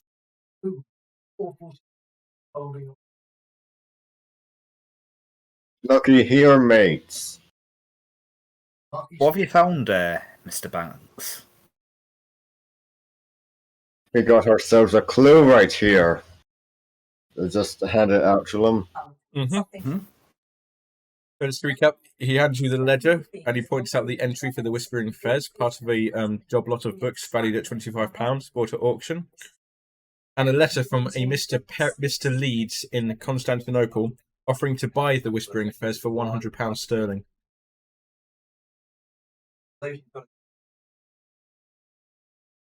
That's a very good find, my dear chap. Very good indeed. You should maybe keep these handy. And Harrington puts it under his uniform. Actually, Barrington, make me a education roll, a no roll. Just roll your education. I'd give you a bonus dice for this.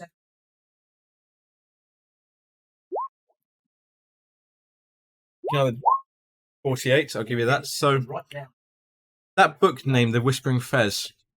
You've read that. You've heard that name very, very recently. Yes, it was mentioned by the people in the club, wasn't it? I believe it was in the books. It was mentioned. Yes, it was in the libraries. Sorry.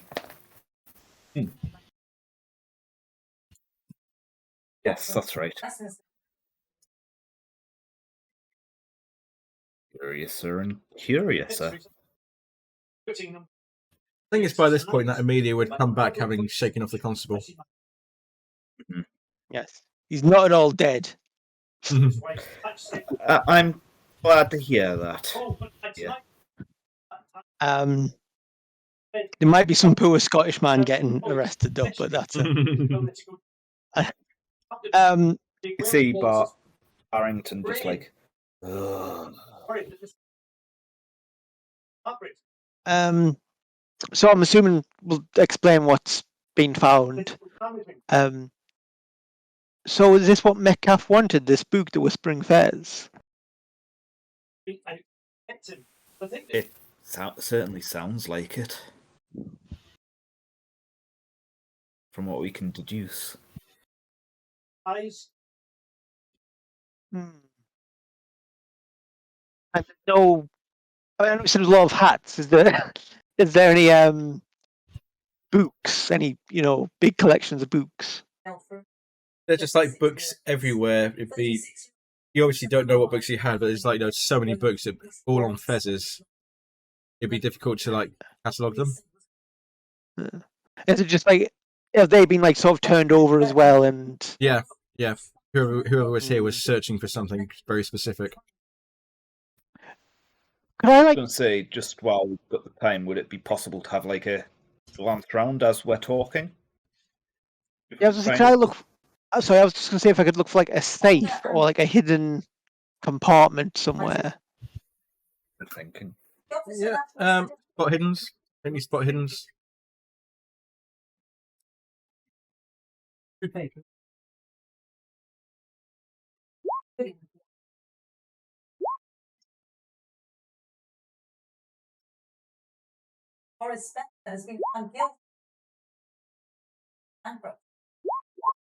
Wow, everybody succeeded on that one. You don't see anything. No safes, no walls. Everything is out in the open. I wonder if behind any pictures or anything.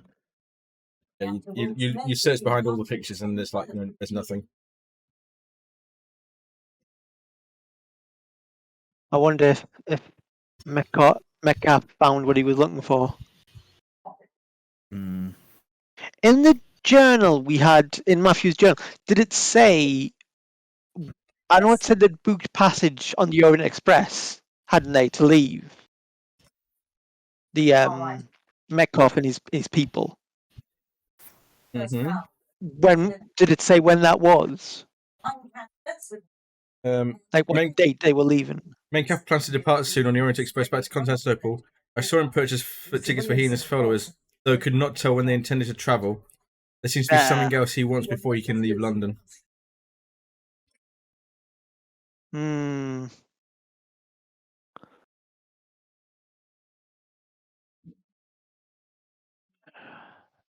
So it's possible they've already left. Although if they were here before Matthew died, we got tickets the next day, didn't we? We did. Would so they could still be about as well. Yeah, would there have been a train that left, after that night, like the next day when we were trying to get tickets? Do we know that? There are other trains that you know of that go to Paris, apart from the Orient Express. Oh well, that's unfortunate. So we don't know. They could have left. They could still be here. But I suppose if they've got everything they want, but do we know if they've got it? Yes, could have already been sent off to this Mr. Leeds. Well, no, actually, because we've got the hat, we've got the fez. So why? The Leeds wanted. Yes, but I'm just thinking. I'm thinking about Metcalf. If he's got the book now, let's say that, but he doesn't have the fez. But he in a sense, he did because Matthew was wearing it, and he had Matthew, so he was waiting for something to happen with Matthew, like waiting for him to die or become that monster, and then take the hat. Or would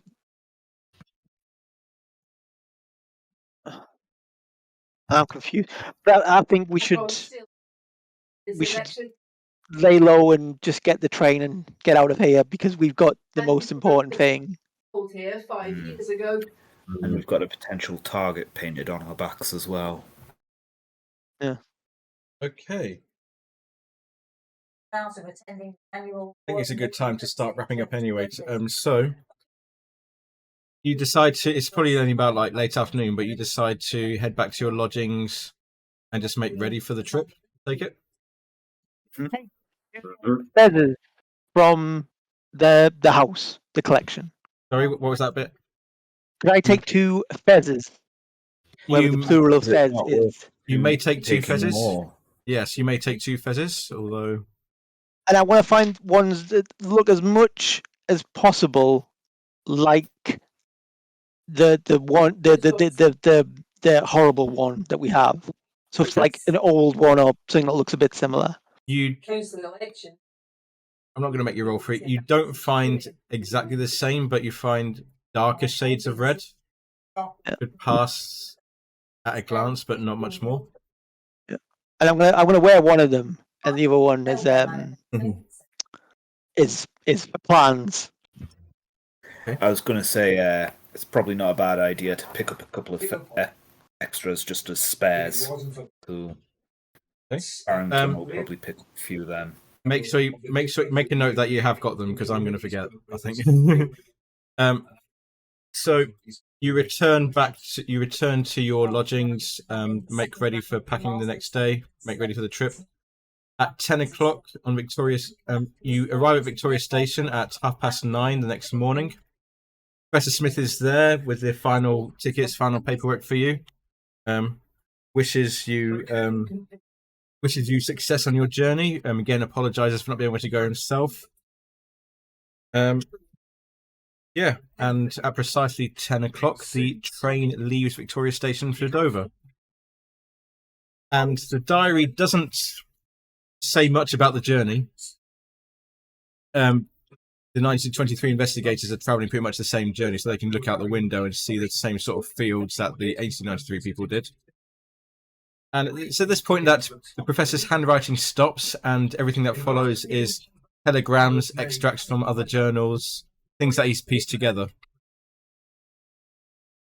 But returning to 1923, Roland Billio, Major Mercy, Maya Habdat, Edward Beatty, and Nancy Sutherland. You are all the train steward comes around and informs you that you will be arriving at Dover very shortly.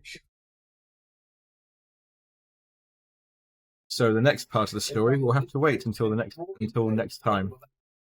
Ooh. And with that, I'll bring tonight's session to a close. So we shall do the usual end of session.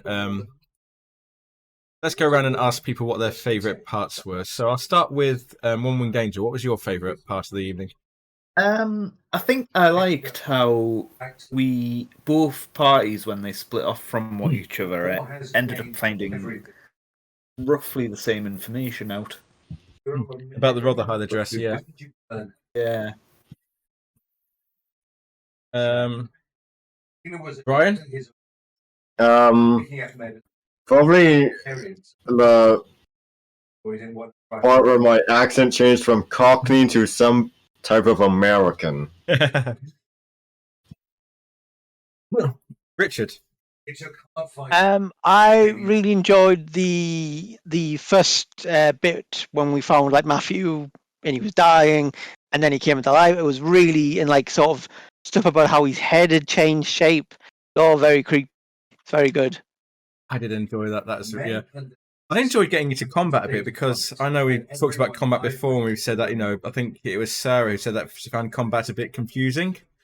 Mm. And it's like combat is not something that you usually get in Call of Cthulhu, so I'm glad we got a bit of that in at the start. It's like nice little training session for combat on that one. But yes, it was a great session all round. Really enjoyed it. Thank you. And next time, the 1923 investigators will continue their journey to Paris, while the 1893 investigators board the Orient Express and make the journey to Constantinople. Journey continues.